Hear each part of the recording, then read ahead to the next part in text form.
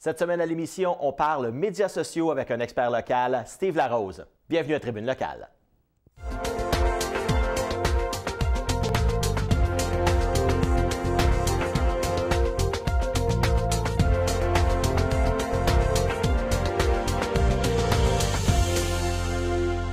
Steve Larose, bienvenue à l'émission.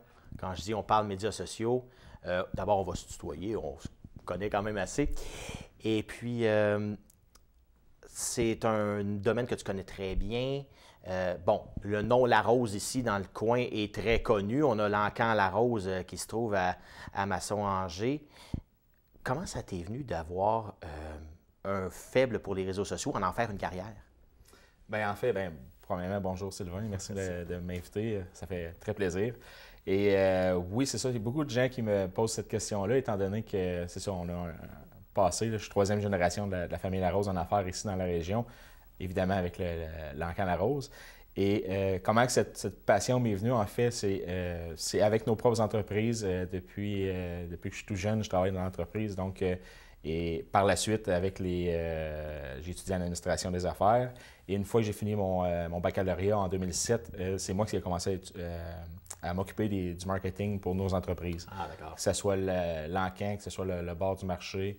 Et à l'époque, on avait d'autres entreprises. Là. Donc, par exemple, les guichets automatiques, on avait une petite compagnie de guichets automatiques. Donc, je m'occupais du marketing de tout. Donc, de là est venu un petit peu le début de mon expérience, mon aventure en marketing. Puis j'ai vraiment tombé en amour avec cet aspect-là de l'entreprise. Oui, parce que bon, à l'époque, il n'y en avait pas de médias sociaux. Les médias sociaux sont quand même relativement jeunes. On parle de Facebook 2005, mais plus tard au Canada. Ça n'a pas pris comme c'est là au départ. Donc, on peut parler de quoi? Peut-être 2008, 2009? Oui, dans ces eaux-là que j'ai commencé la page Facebook d'entreprise du marché aux puces. C'était très différent à l'époque. Il y avait beaucoup moins de gens, mais il y avait encore moins d'entreprises. Donc, j'étais pas mal tout seul en Outaouais avec quelques autres entreprises. J'étais vraiment tout seul au Québec dans le domaine des marchés aux puces dans ce temps-là. Et j'ai vraiment appris par essai-erreur dans le domaine et ensuite lecture par-dessus lecture et formation en ligne par la suite. Bien, aujourd'hui, c'est ça l'avantage. On peut se former en ligne, mais bon, il y a beaucoup d'experts autoproclamés. Comment on peut se qualifier comme expert ou comme personne qui va aller et avoir des clients avec les réseaux sociaux et que les compagnies nous fassent confiance? Bien, en fait, il y a différentes méthodes. Les deux méthodes, je pense, qui sont les plus reconnues, c'est l'expérience. Après avoir fait des choses, savoir planter et le refaire d'une autre façon et avoir les résultats. Donc, il y a les résultats, je pense, qui ne mentent pas, de un. Et de deux, il y a vraiment des formations officielles. Exemple, il y a une formation de Facebook officielle. Si on parle de Google, il y a une formation Google aussi officielle. Puis d'aller avec les officiels, vraiment, parce que il va en avoir, si quelqu'un commence à rechercher pour des formations, il va en avoir pour les fous et les fins, puis ils ne sont pas nécessairement toujours bonnes. Oui, donc justement, les compagnies se sont adaptées aussi avec ce type-là, pour justement peut-être éviter aussi un peu qu'on utilise leur nom un peu à tort et à travers, j'imagine? Oui, c'est ça. Donc, il y en a qui se disaient au départ, vraiment recommandés par Google et Facebook et les autres, mais ils ont vraiment leur propre plateforme pour ça. Et puis, la journée typique de Steve Larose, c'est quoi? À quoi ça peut ressembler? Oui, bien en fait, journée typique, c'est un grand mot parce qu'on planifie la journée et 5 minutes après, on fait d'autres choses. C'est un petit peu... on a la routine, évidemment, de faire les publications, de mettre à jour les publicités, et tout, répondre aux messages, des choses comme ça. Ça, c'est les routines qu'on doit faire obligatoirement si on veut donner des résultats aux clients. Mais il y a aussi régler les problèmes un après l'autre. Donc, c'est aussi une... On peut éteindre des feux assez souvent? Majoritairement, c'est ça mon travail. Donc, j'ai une équipe, une petite équipe, mais eux, ils font qu'est-ce qui est plus routinier. Moi, j'éteins les feux un petit peu, soit aussi des demandes plus spéciales de la part des clients ou des interrogations. Il y a beaucoup d'interrogations de la part des clients, donc il faut être capable d'être polyvalent, trouver des façons de faire pour quand tu n'as pas nécessairement la réponse, ce qui est tout à fait normal. Encore une fois, comme tu as dit, les réponses sont sur Internet. Donc, c'est les trouver les bonnes réponses et les appliquer correctement aux besoins spécifiques. Hein. Oui, et puis ça aide de connaître la technologie, un peu d'être très féru, d'être un techie, comme on dit en anglais, pour faire ton domaine, pour être... Est-ce que ça aide ou est-ce que c'est Oui. pas nécessaire? Bien, en fait, pour avoir une agence, oui, c'est bien. Je dois dire que je suis vraiment un gars de marketing et non, je ne connais pas la programmation. Je ne connais pas beaucoup le design graphique. Je sous-traite ce côté-là, mais c'est le côté objectif d'affaires et comment l'appliquer sur les médias sociaux qui est vraiment ma force. Donc, ce côté techie-là, c'est de savoir, comme exemple, les formats de photos, les formats vidéo, les choses comme ça. C'est sûr que là, j'ai plus d'expertise là, de par mon expérience, pour avoir essayé. Et exemple, la photo n'était pas bien arrangée quand ça sortait par la suite. J'ai aussi beaucoup d'expérience, étant donné que ça fait longtemps que je le fais, pour gérer la publicité sur Facebook. J'ai dépensé plusieurs milliers de dollars là, pour toutes nos entreprises et mes clients. Donc, justement, en faisant la publicité, quelquefois ça fonctionnait moins, quelquefois ça fonctionnait mieux. Donc, j'ai pu voir par essai-erreur qu'est-ce qui fonctionnait bien. Là. Tu nous parlais de ton équipe aussi. Oui. Quel genre de gens est-ce que tu peux engager? On parle de jeunes, on parle de personnes un peu plus âgées avec plus d'expérience.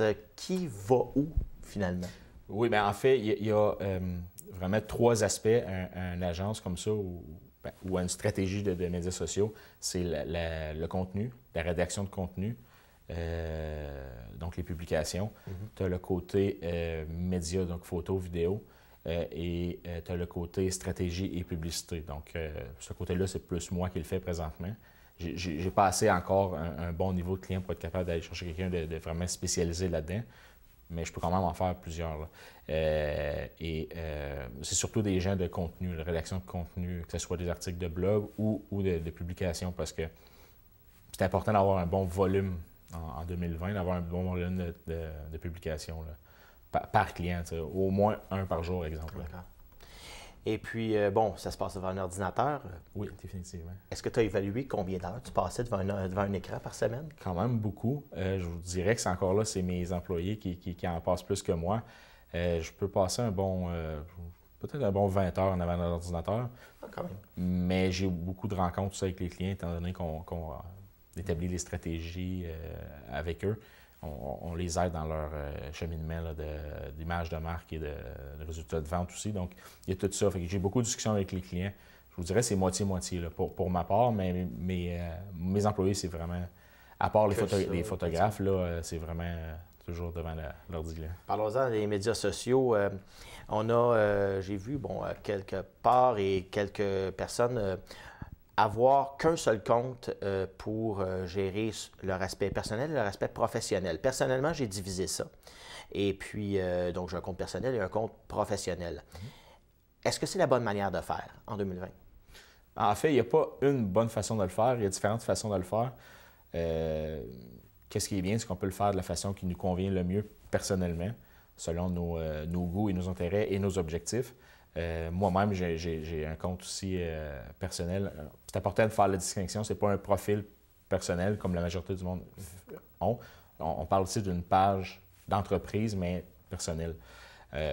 Ça c'est vraiment sur Facebook parce que c'est déjà quelque chose qui est très régulier, je vous dirais, sur Instagram et LinkedIn ou les autres, que on parle en notre nom personnel pour des objectifs d'affaires. Mais sur Facebook, je vous dirais la plupart ne l'ont pas. C'est correct, mais si vous avez différents, comme exemple pour ma part, j'ai différentes entreprises avec nos entreprises d'opération et d'immobilier, donc j'ai différents chapeaux à porter. Donc en ayant un compte personnel, ça me permet de parler de tout ça, puis d'un petit peu être, le terme influenceur est souvent mal vu, là, mais c'est quand même un influenceur côté affaires.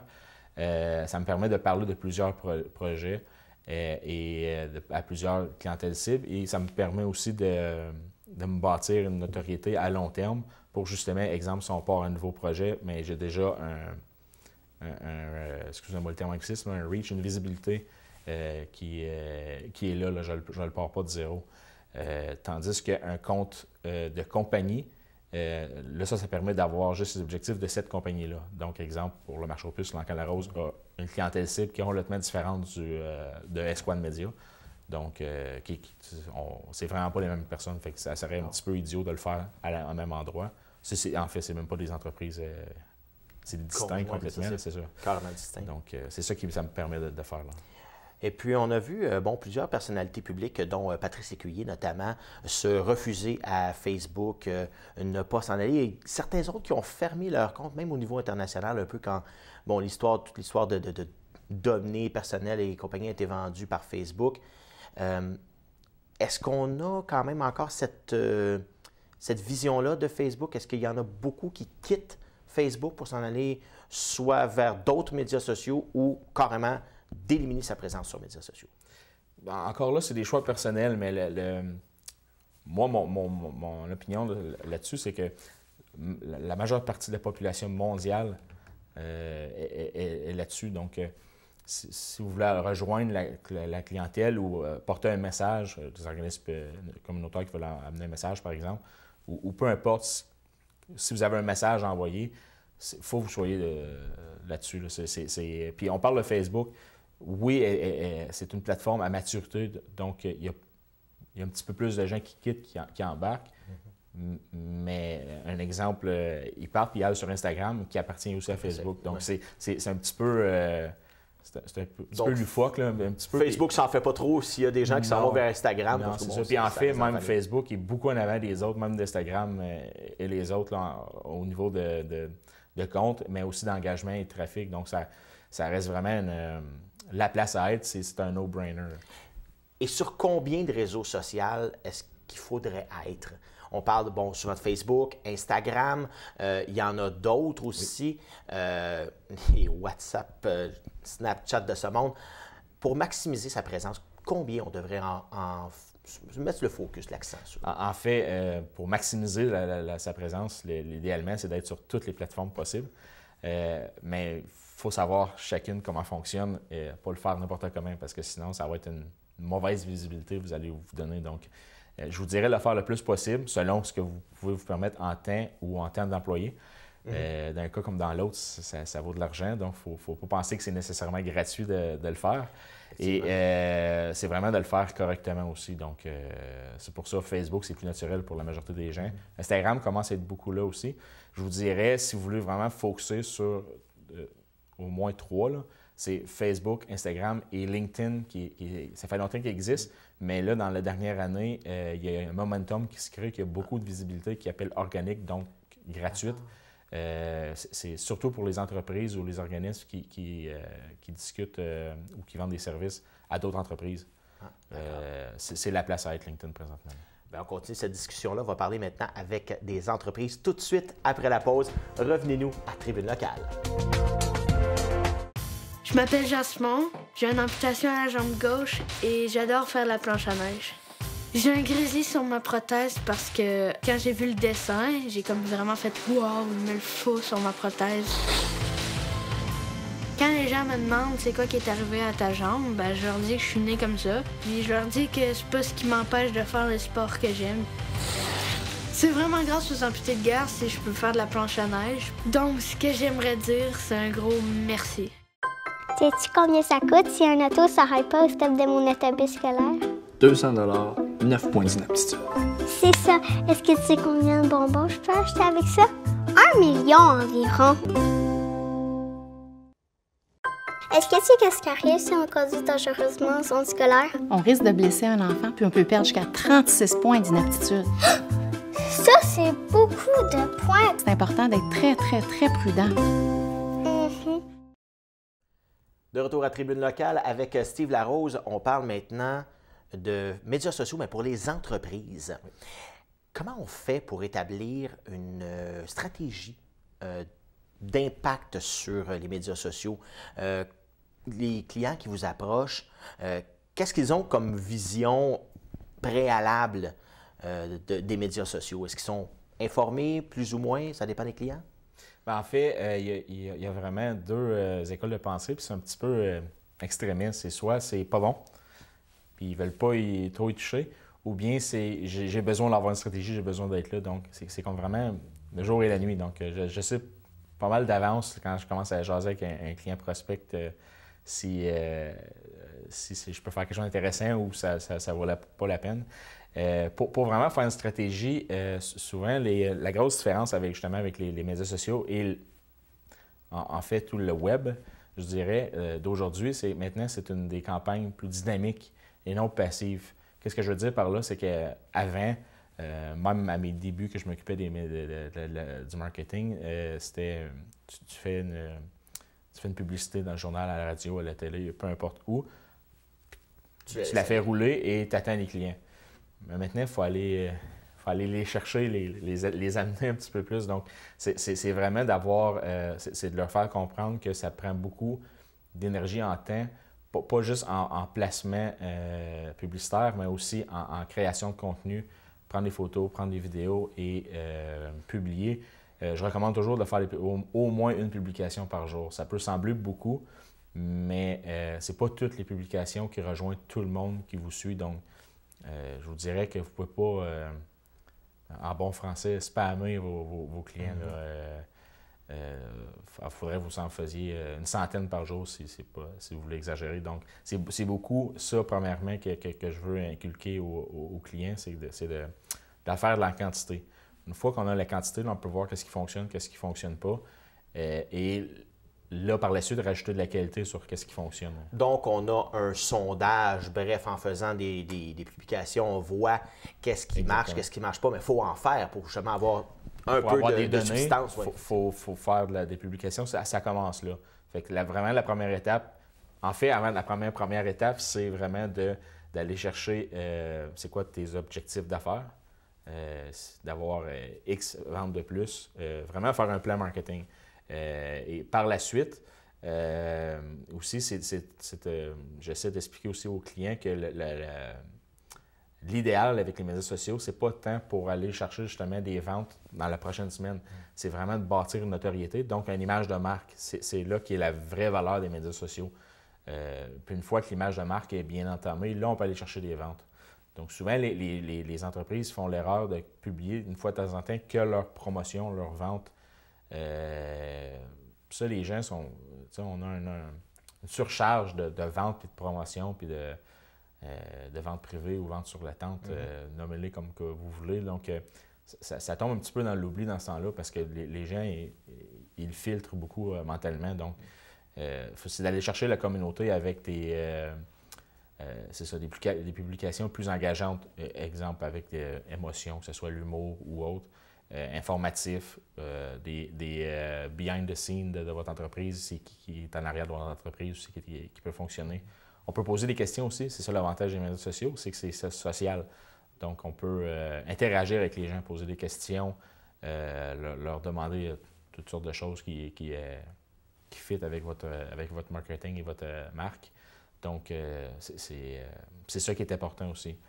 Par la suite, il y a également les commentaires. Donc, gérer les commentaires, c'est important d'être rapide. Que ce soit un message privé ou par Messenger, WhatsApp ou SMS, c'est important de répondre rapidement et de poser des questions encore là pour créer encore plus d'engagement. Il y a aussi toutes les questions de review.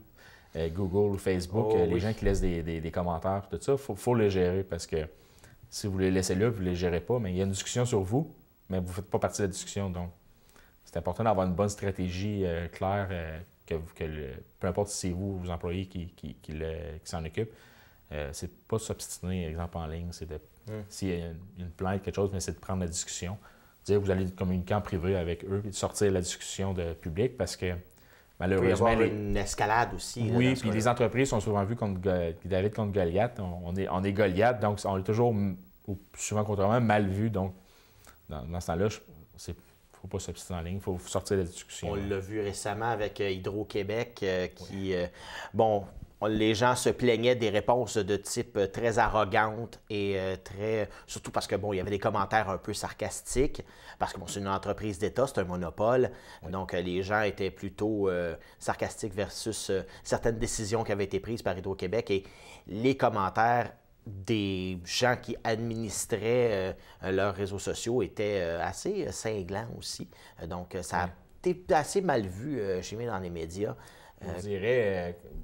c'est une stratégie qu'il y en a qui utilisent des entreprises d'avoir des réponses sanglantes ou qui veulent justement créer de l'engagement en faisant ça, un petit peu d'humour avec ça, mais c'est un couteau à deux tranchants. Quelqu'un qui décide d'avoir une stratégie comme ça, il faut qu'il soit rapide sur la répartie et être capable de gauger le bon... quand c'est le temps de le faire, quand c'est le temps de ne pas le faire. Exemple, il y a des très bons exemples qui le font. La meilleure exemple, vous pouvez aller voir si vous faites une recherche, c'est Wendy's, le fast-food Wendy's. Sur Twitter, ils insultent McDonald's et les autres, mais toujours en humour. Donc, eux, ça les a beaucoup aidés à avoir plus de notoriété, mais tu sais, ça peut déraper facilement. Fait que je dirais, pour la majeure partie d'entre nous, allez pas là, parce que c'est un couteau à deux tranchants. Il faut vraiment bien savoir comment le manœuvrer, jouer avec les mots. Exactement. Aussi. On parle de gens qui gèrent ces médias sociaux-là. À l'interne, on le sait, on peut nommer quelqu'un, mais comment on sélectionne cette personne-là pour le faire si on veut le faire de nous-mêmes? Souvent, les gens, qu'est-ce qu'ils font? C'est qu'ils prennent leur petite nièce ou leur petit... Qui sont craques un peu là-dedans. Oui, c'est ça, qui sont plus habitués. Par contre, ils vont souvent... Je dis pas que c'est une mauvaise... Des fois, ça peut être une très bonne solution. Moi, c'est un petit peu comme ça que j'ai parti aussi. Mon père m'a nommé pour la publicité, mais je vous dirais, il faut vraiment qu'il y ait les objectifs d'affaires bien alignés, parce que souvent, ils ne comprendront pas comment aller créer l'engagement, mais dans le but de faire des affaires. Mm-hmm. Parce qu'il y a cette étape-là qui est cruciale, parce que si c'est juste publier pour publier, sans convertir le client à un moment donné dans le processus de vente, c'est juste créer du mouvement pour créer du mouvement. Donc, il y a ça qui doit être plus clair. Je vous dirais, la meilleure chose, c'est de prendre quelqu'un qui comprend bien l'entreprise, mais qui est capable de bien faire des textes, être capable... C'est pour ça que souvent, c'est quelqu'un de près ou la personne lui-même, l'entrepreneur. Mm-hmm. Souvent, par contre, le problème, c'est que les gens sous-estiment la quantité de temps requis. Oui, effectivement. Parce que c'est pas gratuit publier sur les médias sociaux, Facebook et les autres. Les gens pensent que c'est gratuit parce qu'on peut publier et l'envoyer gratuitement, mais c'est du temps. Donc, c'est du temps de nous-mêmes ou d'un employé. Donc, ce qu'on appelle du temps homme. Exactement. Donc, ça peut coûter combien, justement? Le faire soi-même versus engager un expert pour le faire à sa place? Ça varie beaucoup, là. Ça dépend de ce que vous faites. Si c'est juste faire des publications, ça peut aller quand même rapidement. Ça peut prendre peut-être de 1 heure ou 2 par semaine à 20 heures semaine. Ça dépend de ce que vous voulez faire. Puis il y a tout le côté aussi publicité payée qu'on n'a pas abordé. On peut dépenser pour aller rejoindre plus de clientèle. Et ça, c'est la grosse force des médias sociaux, dont Facebook, Instagram surtout, parce qu'ils ont vraiment une grosse plateforme très précise pour rejoindre X, Y, Z données dans la population. En fait, c'est ça leur force. Ils ont une base de données sur nous. Donc, on parle, peut-être d'une vingtaine d'heures par semaine pour un employé, mais versus vous, exemple donné, qui est allé avec ton équipe, tu peux essayer d'avoir une force ou même être capable d'aller chercher plus de gens que la personne qui le fait de par ses connaissances générales? Oui, en fait, c'est ça notre force, c'est que c'est la capacité de rejoindre plus de visibilité, mais de la meilleure visibilité, la clientèle cible directement, bien ciblée, et le convertir après, donc avec les publicités et tout ça qui est offert sur notre plateforme, on peut aller rejoindre vraiment, une fois qu'on a l'engagement, on ajuste la publicité, on l'amène à ces gens-là qui sont intéressés. Après ça, on peut vérifier vraiment les résultats d'affaires aussi avec différentes solutions qu'on offre là. Et puis vos clients, est-ce que vous avez des contacts quotidiens avec eux ou est-ce qu'ils vous laissent le champ libre pour essayer d'aller chercher la visibilité? Comment ça fonctionne? C'est du cas par cas. Je vous dirais que de plus en plus, j'aime avoir plus de contacts. Pas quotidien, mais au minimum une fois par mois. Si ce n'est pas une fois par semaine. Là. Souvent, c'est peut-être plus des affaires, des questions plus techniques sur leurs produits et services qu'ils offrent quand je n'ai pas la réponse. Mais aussi sur avoir la rétrospection sur telle publication ou tel commentaire, etc. Là. Mais c'est important d'avoir une bonne... Pour bien répondre aux objectifs d'affaires, il faut avoir une bonne connexion. Là. Si ce n'est pas ça, c'est aussi prendre les photos ou des vidéos chez le client. Parce qu'il y a aussi tout ce côté-là qu'on fait, qu'on amène aussi, là, surtout photographe qu'on a présentement. Là, on va prendre des photos sur place et des photos de produits, tout ça, tout côté professionnel, que là, les gens ils ont moins cette expertise-là. Là, donc, ils peuvent le faire eux-mêmes, mais ils peuvent vous engager aussi. Exactement.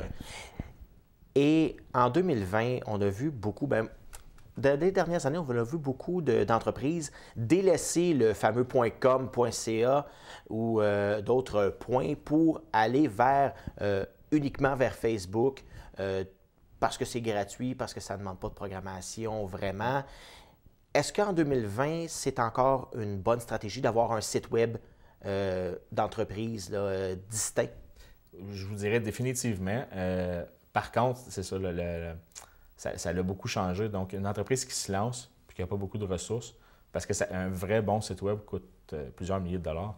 Donc, je vous dirais de commencer avec les médias sociaux pour vous faire connaître. Puis une fois que vous avez la capacité de le faire, le site web, c'est bien. C'est une vitrine de plus, mais c'est encore plus la stratégie comme plus passive, comme que je parlais sur la radio, télé, etc. Donc, c'est une vitrine de plus.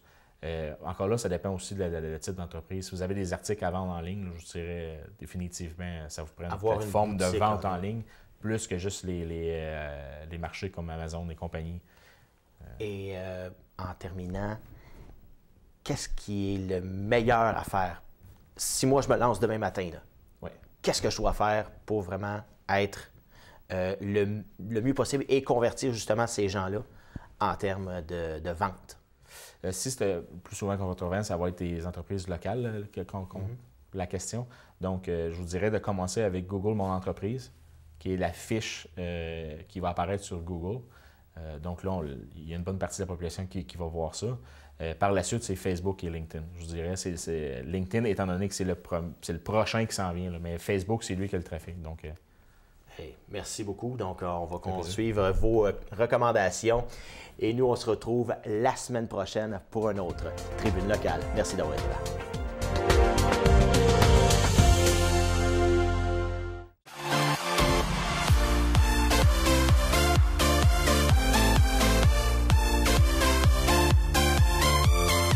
TVC Basse-Lièvre, la télé qui nous rassemble.